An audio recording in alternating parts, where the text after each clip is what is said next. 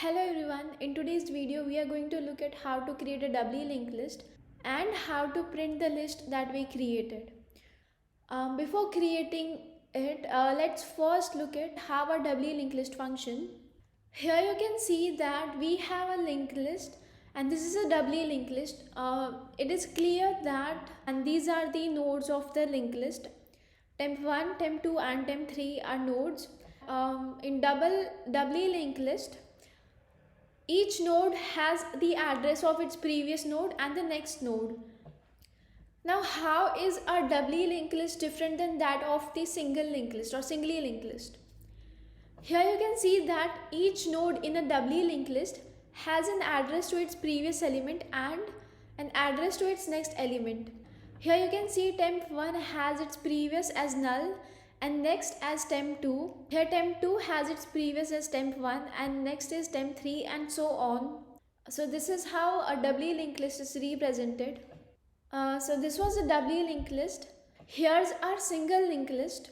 In a single linked list, we only point to the next element or the next node in the linked list, whereas in doubly linked list, we have the address of the next element as well as the previous element.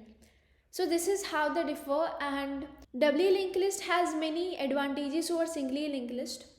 Like let's say if we want to search something, we can just do it in O of one time. Now let us look at how are we gonna create a doubly linked list. We will create a linked list of having three nodes, temp1, temp2 and temp3. So let's start creating it. Here I'll create a structure first of all, and it will be node, let's say it has int data which will store our data. Now let's declare a pointer of type structure and another pointer of the same type which will be previous. This both will basically point to the next and the previous element, or I can say node in a linked list. Now let's create a constructor and it has an argument x. Here x will basically be the data that we want to enter. So after the constructor will be called, data has to be equal to x, and at the very beginning we will initialize our next to null, our previous to null as well, and our structure ends here.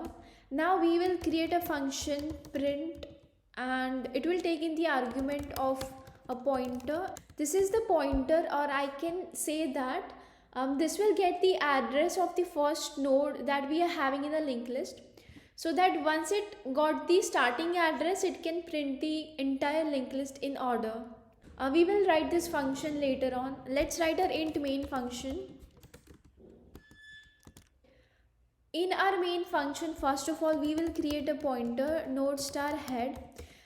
This will be pointing to the first element of the linked list that we'll be creating.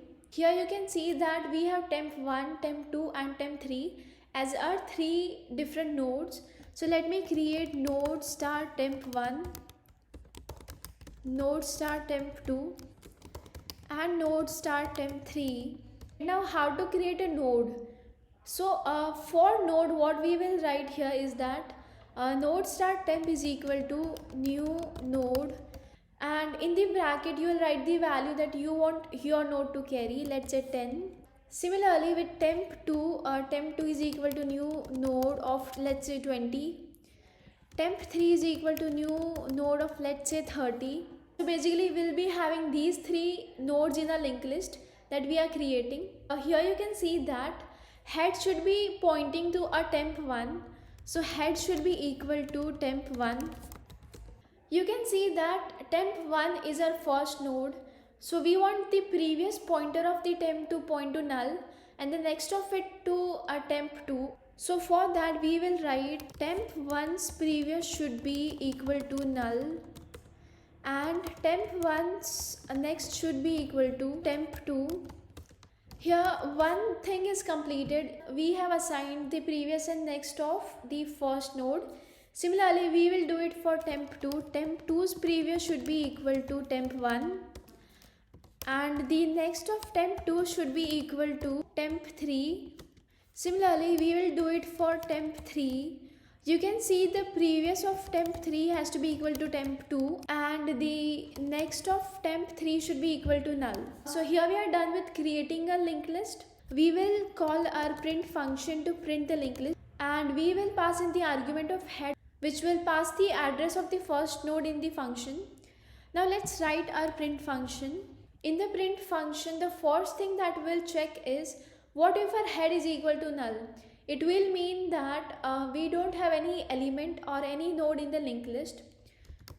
So if our head is equal to null, we will return from our function, and if that is not the case, we will see out the value of the node we are currently pointing to, head to data, and this will print the value. Now we will use recursion here. So here in the print function, I will pass in the value of the next of head. So once it reaches null, the function will automatically stop, and if it does not equals null, it will print the value it currently has. So let me run the program. Here we have an error. Okay, temps next should be equal to null. Okay, and it has to be equal to. So here you can see that the linked list that we created is been printed here. So this is how we can create a doubly linked list, and if you want to add more elements, you can just create it here and change the values they are pointing to. So this was all about today's video, and if you have any queries, you can post your questions in the comment section. So this was all. Thank you and have a good day.